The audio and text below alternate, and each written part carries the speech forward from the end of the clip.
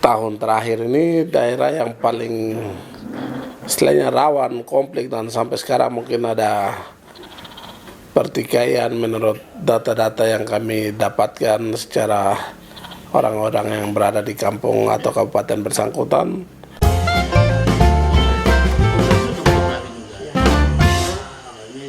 Sahabat Nusantara, bahkan Papua, hari ini kita bisa berjumpa kembali.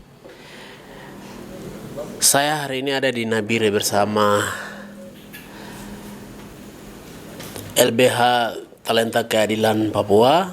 Di sini ada sudah Bung Okto dan juga Bung Dani Nawipa. Kita akan kupas tentang bagaimana kerja-kerja LBH, bahkan juga sebelum LBH ada itu seperti bagaimana prosesnya ya. Dan kita akan cerita banyak tentang bagaimana perjalanan sebelum adanya LBH dan bahkan sudah ada LBH, tantangannya bagaimana. Kita akan cerita. Bung Okto, apa kabar nih Bung? Ya, baik, puji Tuhan, saya kabar baik. Terima kasih untuk Bung Nias yang sudah datang jauh-jauh dari Jayapura ke sini. Selamat datang di Kota Nabire. Dan juga terima kasih untuk Pak Dani, Direktur LBH, yang sudah berupaya menghadirkan Bung Nias sehingga kita berkesempatan untuk berdiskusi. Ya. Mungkin seperti yang tadi disampaikan bahwa untuk Kabupaten Nabire sendiri menyangkut LBH ini sangat vital, karena Nabire sendiri adalah membawai 7 kabupaten yang pada pokoknya wilayah hukumnya di Nabire. Adapun kabupaten itu adalah Kabupaten Nabire sendiri, Kabupaten Deyai, Dogiai, Paniai, dan Jaya, Puncak Jaya, dan Puncak. Segala sesuatu yang berhubungan dengan hukum bila terjadi dan dibawa ke proses peradilan berujungnya di Kabupaten Nabire. Jadi untuk kaum muda yang kebetulan dari Papua yang mungkin bergabung dalam acara ini, berminat ya di Nabire, bisa di sini sangat besar untuk kesempatan untuk bergabung. Dan secara pribadi saya apresiasi yang besar kepada saudara Bung Dani untuk punya mimpi untuk mendirikan sebuah LBH dan sekarang sudah ada. Dan itu suatu seperti secertak cahaya di tengah kegelapan, karena seperti yang tadi saya sampaikan di awal bahwa 7 kabupaten dan wilayah atau tempat sidangnya cuma satu tempat. Ini sangat jadi tantangan besar sekali. Dan salah satu pintu dengan melihat belakangan ini sampai dengan sekarang ini, isu pelanggaran hukum yang terjadi di tanah Papua sangat banyak, dan banyak anak Papua yang berpendidikan, cuman sayangnya sedikit sekali yang berprofesi di pengacara. Dan apalagi untuk kami yang di Nabire yang membawa 7 kabupaten ini menjadi suatu tantangan yang menarik, dan Bung Dani bisa menjawab. Jadi kami sangat berterima kasih dengan keberadaan LBH dan gagasan Pak Dani untuk mendirikannya di Nabire. Dan mungkin sementara dari saya sebagai pengantar, begitu dulu Bung. Oke. Bung Dani, apa kabar Bung Dani? Halo, selamat malam semua. Baik sih, kalau kabar selalu harus baik lah. Ya, mungkin luar biasa, itu. senang bisa Baik. di konten kedua ya. Baiklah, ini konten kedua nih, tapi orangnya sudah lama lah kita kenal di waktu masih berkarya di Surabaya sampai sekarang. Salam Bung Nes. Siap. Selamat malam untuk Kakak Okto, terus selamat malam juga untuk teman-teman semua. Pada prinsipnya saya rasa terima kasih banyak, kagum lah sampai bisa datang ke sini. Yang kita tahu YouTubers atau vlogger paling lama lah mungkin gitu. Sangat luar biasa, terima kasih banyak. Paling pertama mungkin itu. Terus yang kedua Kakak Okto, saya terima kasih banyak bagaimana seorang pengacara senior yang sudah lama di Nabire. Beliau sebelum LBH ada juga, beliau sudah banyak dampingi kasus-kasus HAM di Nabire, kayak 7 orang kemarin pasca rasis apa itu beliau juga yang ada di sini. Dan saya banyak juga bercerita dan banyak ilmu dari kakak juga yang memang dimana kita sevisi, seman kita rindu untuk bagaimana wajah keadilan itu dia bisa terbuka. Bagaimana supaya kita sama-sama bisa jalan untuk melihat keadilan itu. Soal bagaimana ke depan nanti lembaga ini dia bisa berproses, tergantung mungkin kenapa sampai namanya talenta, ya mudah-mudahan nama ini bisa mencerminkan sebuah fakta yang baik toh. Bagaimana talenta-talenta hukum itu, talenta-talenta keadilan itu, bicara soal keadilan kan luas, bukan hanya hukum, bukan hanya ekonomi, tapi semuanya, ekonomi, politik dan yang lain-lainnya ini kan itu semua ada terangkul dalam kalimat talenta keadilan itu sendiri. Dan ideologi kita memang itu. Soal konsep daripada LBH sendiri itu, ya, LBH ini kan lembaga bantuan hukum. Bagaimana dia memberikan sebuah akses hukum atau advice hukum, pendapat hukum kepada rakyat marginal, buta hukum dan orang tidak mampu. Ya, terus ideologi daripada LBH sendiri bagaimana dia jalan, yang paling utama sih untuk kelompok sih, kelompok bagaimana kelompok-kelompok ini dia harus bisa paham dan bisa tahu bahwa konstitusi dari negara Indonesia sendiri dalam Undang-Undang Dasar 45 kalau tidak salah pasal 28 A, B, C, D itu jelas sekali kalau kita baca. Bagaimana hak berserikat, berkumpul itu sangat dihargai dan harus dijunjung tinggi. Itulah sasaran LBH yang paling pertama, mungkin terkait sama kelompok itu sendiri. Bagaimana kelompok itu memperjuangkan hak-hak daripada kelompok itu sendiri. Terus bagaimana kelompok itu dia bisa keluar dan ini loh ideologi kita kayak begitu. Nah, LBH hadir untuk itu di poin pertama. Mungkin yang kedua itu kan kalau soal untuk masalah-masalah privat yang datang, mulai dari kasus-kasus apa itu, ya kita juga turut dampingi dari LBH, tergantung kita lihat tuh untuk beberapa pengacara-pengacara, lawyer-lawyer publik juga yang ada di sini, yang bagaimana selain kita mentajamkan jam terbang kita sesuai dengan nama talenta keadilan supaya banyak yang bisa berproses bersidang, supaya bisa bagaimana sama-sama lebih banyak melihat keadilan itu seperti apa.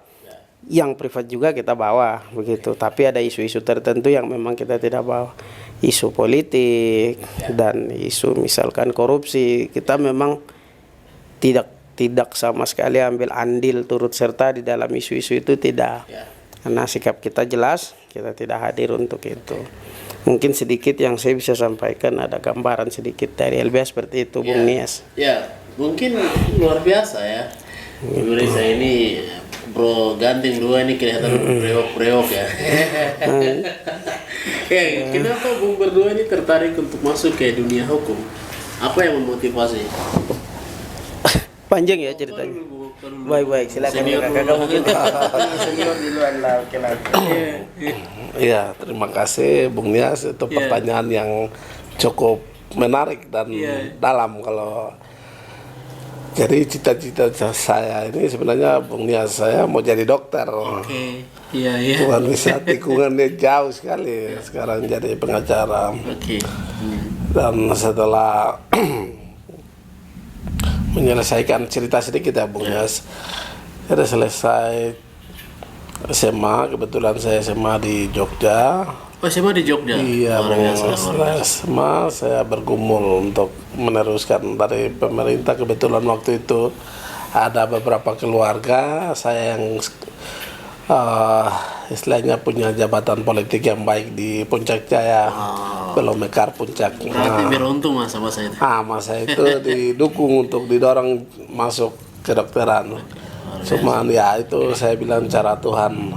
Walaupun punya keluarga posisi baik di pemerintahan, ternyata saya tidak dapat kesempatan. Sudah saya coba tidak bisa, karena itu saya percaya sebagai jalan untuk ketemu saya di jalan ini. Akhirnya saya di penghujung sebelum istilahnya ya penerimaan terakhir, saya bergumul dalam doa dan saya mendapat mimpi itu saya berjalan di antara orang meninggal kiri kanan. Oke. Terus saya berdoa setelah bangun, ini maksudnya apa? Orang kalau ditunjukkan seperti itu ternyata melalui orang-orang dekat saya, mereka kasih pemahaman, berarti kau diarahkan untuk ke sana. Singkat cerita ya saya pikir mungkin masuk tentara atau polisi, ternyata tidak ada namanya pengacara. Saya masuk di situ karena tidak pernah punya gambaran untuk Ya, jadi situ. Dan ikut ya. Akhirnya singkat cerita, saya dengan mimpi dan panggilan seperti itu, saya yakini bahwa ini panggilan saya. Dan puji Tuhan, saya setelah selesai kembali langsung ditawarin di Jakarta, tapi saya harus pulang. Dan setelah selesai tahun 2015, magang dulu 2 tahun lagi di Jogja, di Sumpah Jayapura, habis itu balik Nabire. wow. Dan sampai Balik Nabire tahun berapa, Bro? tahun 2017, jadi termasuk baru lah. Oke. 2017 setelah dilantik di Jayapura, disumpah untuk sebagai pengacara, saya kembali. Saya bermimpi untuk mendirikan LBH juga, cuman mungkin kendala saya banyak. Akhirnya melalui saudara saya yang ganteng di sebelah ini, Ya, akhirnya bisa ada, dan biasa. itu cara Tuhan. Jadi kami dua bersama-sama di sini untuk segala kasus yang bisa kita dampingi seperti tadi Oke. kriterianya yang disampaikan. Oke, luar biasa. Jadi Bung Nias ini suatu panggilan. Jadi kalau sekarang bilang kenapa, ya itu sudah mimpi yang coba saya berusaha mewujudkannya untuk benar-benar berada untuk orang-orang yang membutuhkan. Dalam hal ini di situasi sekarang Papua, yang orang Papua sendiri itu sudah kepercayaan ke hukumnya itu sudah mulai sirna atau hilang. Betul. Jadi kami orang Papua sesuai dengan nama LBH kami coba menggagas bahwa hukum itu bisa kalau kita bersama-sama untuk menyuarakan untuk hal-hal yang baik itu. Ya. Dan itu yang kami sedang lakukan, mungkin sementara seperti itu. Luar Bung Nias. biasa, luar Terima biasa. kasih, Bung Dan. Bung Dan, bagaimana ini ceritanya bisa tadampar sampai ke Baik.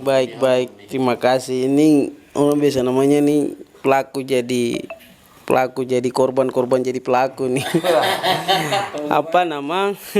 Yuk, kalau singkat cerita sih, ya mungkin teman-teman dari Semarang pasti tahu bagaimana dia di Semarang ya? kuliah di Semarang, ambil S1-nya di Universitas 17 Agustus. Ada beberapa forum, paling IFGD apa forum diskusi itu memang kadang ikut, cuman tidak sampai kepikiran kalau sampai seperti begini. Pasca setelah 2017 itu, kalau kakak Okto baru disumpah, saya baru lulus S1 di bulan April tuh. 2017 langsung waktu itu ketika wisuda April saya ke Surabaya. Oke, kenapa tadi di ujung saya tadi waktu di pertama saya bilang pelaku jadi korban jadi pelaku tuh sebenarnya salah satu tangga sukses yang bisa sampai sekarang ini, salah satu tangga panjang sebenarnya Bung Nias sendiri. Bagaimana waktu itu saya juga belum paham soal situasi Surabaya, tapi beliau sendiri yang ada di samping nih, bagaimana dia mengajak kita dulu makan es kelapa di mana tuh waktu itu di tahun itu ya di Pacar Keling situ. Jadi waktu itu saya datang situ masih bingung Surabaya, beliau sendiri yang waktu itu ada. Kita 2 jam sama jalan di situ sampai saya juga tinggal di asrama mereka, di asrama awal mula karir itu di asrama Jaya Wijaya Wamena. Saya sama-sama dengan Bung Nias juga, dan mulai dari situ sempat saya cari-cari di situ. Ternyata ada sekolah pengacara PKPA, saya masuk di situ, dan akhirnya ketika masuk ada beberapa teman-teman dekat yang saya lihat, ya sudah di situ ada salah satu teman saya orang Sidoarjo, dia punya bapak tuh baik sekali, kita sama-sama di situ duduk sampai saya masuk waktu itu di akte kartu keluarga dia. begitu. Sehingga itu menjadi satu persyaratan sumpah saya waktu itu, dan saya sumpah di Surabaya waktu itu. Saya sumpah di Surabaya 2019. Keturunan Jawa tapi Bukanlah, sedikit-sedikit keraton. Jadi waktu itu sumpah di Surabaya 2019 awal kalau tidak salah. Setelah sumpah mulai, tapi magangnya memang sudah dari 2017, 18 itu magang, cuman ya memang lisensi itu diperlukan untuk masuk dalam sebuah persidangan untuk melakukan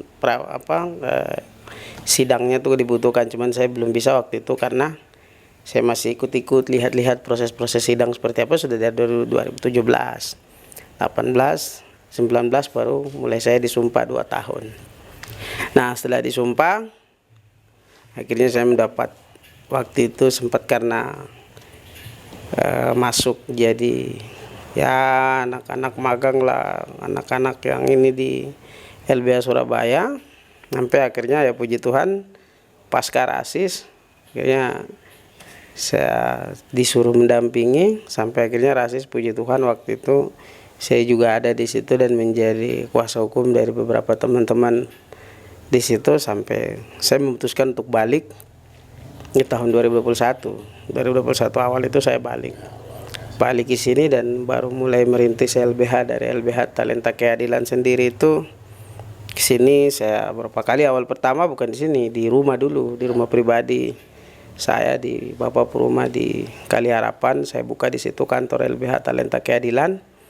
Akhirnya puji Tuhan kita dapat di tengah jantung kota, dan sekarang ini sudah sekitar berumur 4 menjelang 5 bulan kita ada di sini di kota, dan pengennya sih eksis terus. Mudah-mudahan kalau Tuhan kasih nafas kehidupan, waktu, dan kita semua bisa lihat dunia ini, kita sama-sama bisa berjalan ke depan.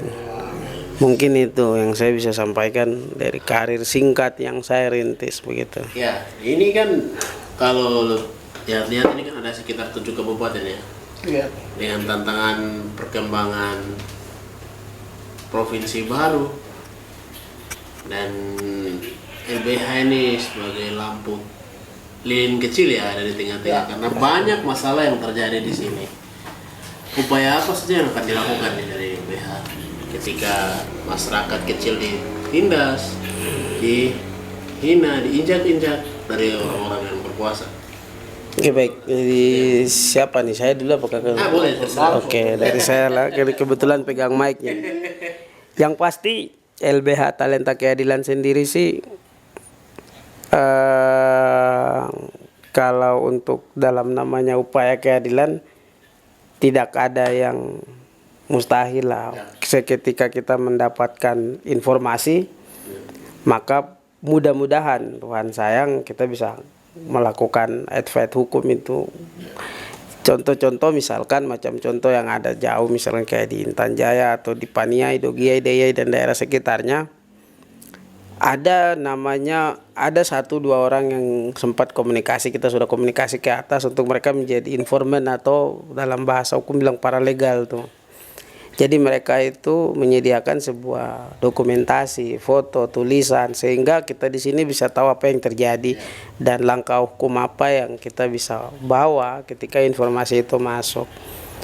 Mungkin hal-hal yang harus atau misalkan kita akan lakukan, puji Tuhan kalau Tuhan sayang, di tahun-tahun yang datang 2023 ini kita juga pasti akan sudah buka pos-pos di atas di beberapa kabupaten, sehingga kita bisa dengan cepat mendapatkan informasi atau peristiwa-peristiwa yang terjadi di sana, sehingga mereka juga bisa mendapatkan akses keadilan yang sudah sepantasnya mereka dapat, seperti itu. Memang awalnya memang dari Nabire dulu, terus mudah-mudahan dia bisa menyebar begitu sesuai dengan dia punya ideologi dari nama Talenta Keadilan itu sendiri. Saya kira mungkin itu kalau soal dari saya. Kamu apa sendiri? Iya, Bung Nias, terima kasih. Itu pertanyaan yang menarik. Jadi tantangan itu cukup besar dan sangat menantang, Bung Nias. Mengingat Nabire sendiri membawai 7 kabupaten yang dimana dengan masyarakat yang sangat kompleks dan juga kepentingan yang sangat banyak. Melihat pergerakan beberapa tahun terakhir ini, daerah yang paling istilahnya rawan konflik dan sampai sekarang mungkin ada pertikaian menurut data-data yang kami dapatkan secara orang-orang yang berada di kampung atau kabupaten bersangkutan. Di antaranya yang paling istilahnya sering konflik dan sampai sekarang masih berkonflik di antara Kabupaten Dugama, Kabupaten Puncak, dan Intan Jaya. Dua kabupaten di antaranya itu masuk di wilayah hukum Kabupaten Nabire.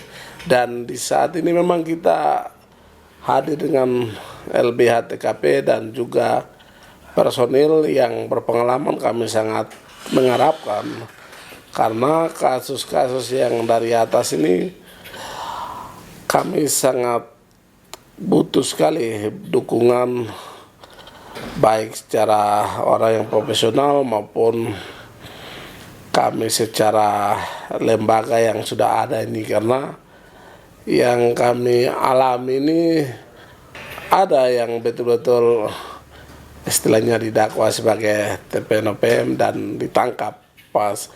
Ada yang masyarakat yang karena tinggalnya di kampung tidak tahu berbahasa Indonesia atau mengerti tapi tidak bisa berkata-kata disangka OPM, dan itu real dan kami sudah dampingi dan prosesnya besok tanggal 27 hari Kamis akan diputus. Nah, ini hal tantangan yang kami yang kami hadapi dan sangat berat, Bung Nias, karena kepentingan negara sebenarnya bukan kepentingan negara,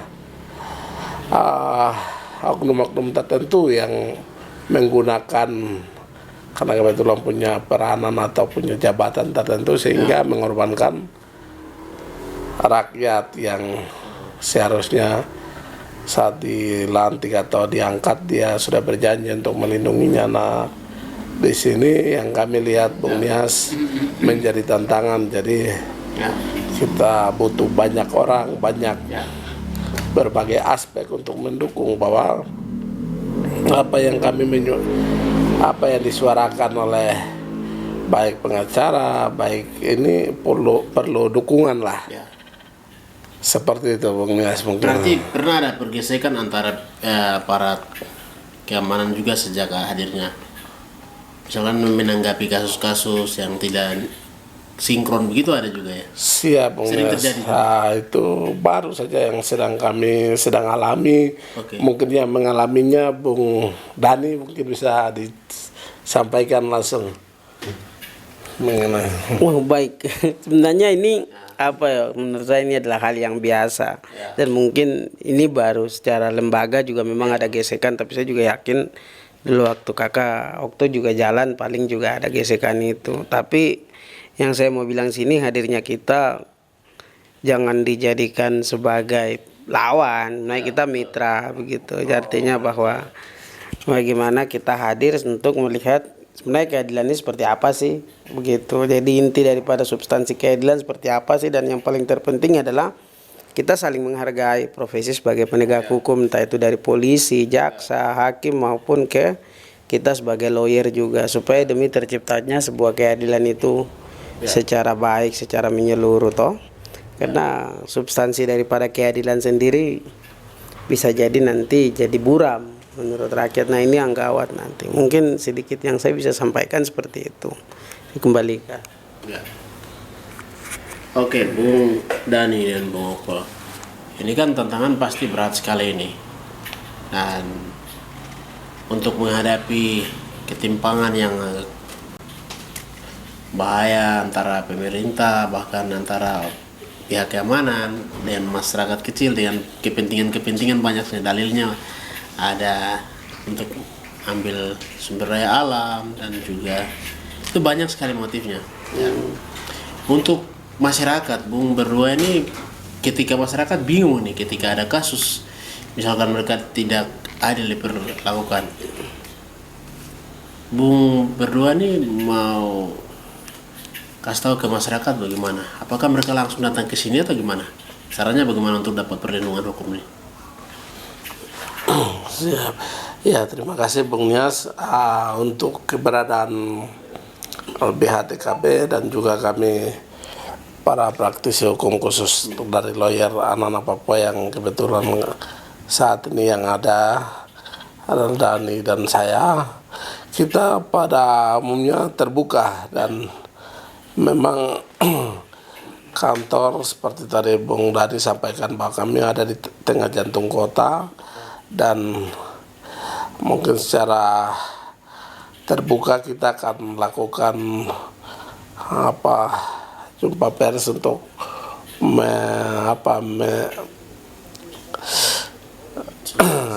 mensosialisasi sebenarnya istilahnya mempublikasikan mempublikasikan bahwa keberadaan LPH ini di sini, walaupun yang dari mulut ke mulut saja sudah banyak case yang masuk diadukan seperti yang tadi kita dampingi bahwa ada kawan-kawan keluarga kok dari di Yaure itu sudah ditangani, itu baru dibuka sudah langsung mereka yang datang untuk minta pandangan hukum, pendampingan sehingga sudah didampingi oleh Bung Dani dan kawan-kawan dan itu berhasil akhirnya dan ada beberapa untuk besok ini mungkin seperti Bung Nias sampaikan banyak dan ini kita ada di sini setelahnya untuk melihat seperti apa kami pada pokoknya sesuai dengan misi dan visi yang berdirinya LBH ini, kami akan membantu semampu kami seperti itu. Mungkin Bung dan baik, terima kasih. Saya mungkin tidak menambahkan sih, cuma sedikit saja sih.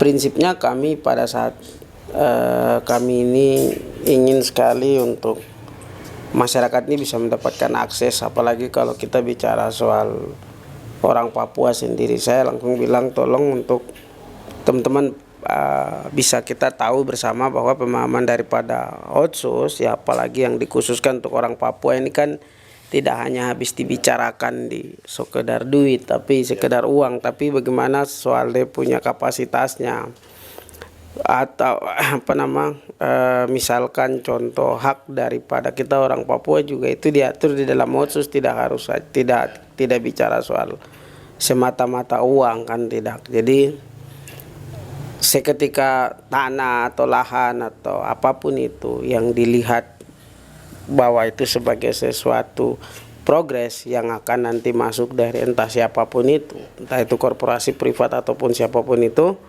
maka kami prinsipnya daripada LBH Lembaga Bantuan Hukum Talenta Keadilan sendiri, kita akan pastikan mengacu kepada hak rakyat, hak-hak pribumi, hak wilayah. Tentu kita bisa melihat keadilan sisi daripada orang Papua itu seperti apa sebelum kita bicara soal tatanan-tatanan hierarki, aturan-aturan yang lain. Itu sedikit yang saya bisa tambahkan dari rekan saya, Kakak Okto sendiri. Itu mungkin. Wow. Luar biasa sekali. Ini satu pencerahan buat semua warga Indonesia yang ada di Kabupaten Nabire, bahkan sudah jadi provinsi ya sedikit lagi. Ya, ini satu hal yang luar biasa. Dan pemirsa, ketika kalian punya masalah atau tentang butuh bantuan hukum, bisa langsung ke tempat sini ya. Bisa hubungi Bung Dani, Bung Okto sendiri di LBH Talenta Keadilan di Nabire juga. Dan mungkin demi keberlanjutan lembaga ini, pesan apa yang mau disampaikan buat semua pemirsa yang ada di satu Indonesia dengan situasi Papua saat ini? Bung Okto dulu, ya mungkin. Baik, terima kasih Bung Nias. Ini sangat penting pemirsa untuk seluruh warga negara Indonesia. Seperti yang seluruh warga negara Indonesia tahu bahwa kami Papua adalah masih bagian dari negara Republik Indonesia ini Jadi janganlah harta kita yang diambil terus manusia. Penting itu mungkin bahkan kita di Papua, di Jawa, di Kalimantan, Sumatera maupun di mana tuh berkehidupan bermasyarakatan tuh tolong untuk jangan pakai stigma. Karena ketika stigma itu sudah dibangun maka keadilan semakin jauh. Jadi saya harap supaya itu bisa dipahami secara baik. Karena konteks-konteks contoh yang sekarang misalkan kayak di Papua sendiri, orang itu mau demo apapun itu, maka itu akan dibilang bahwa itu Papua merdeka begitu. Nah ini hal-hal ini harus bisa dikasih kamar, dikasih ruang dan dikasih petakan supaya kita bisa tahu secara jelas apa isi maksud daripada ini. Kalau tidak, maka kriminalisasi itu dia akan terus-terusan ada dan tumbuh subur. Makanya sekali lagi saya menegaskan untuk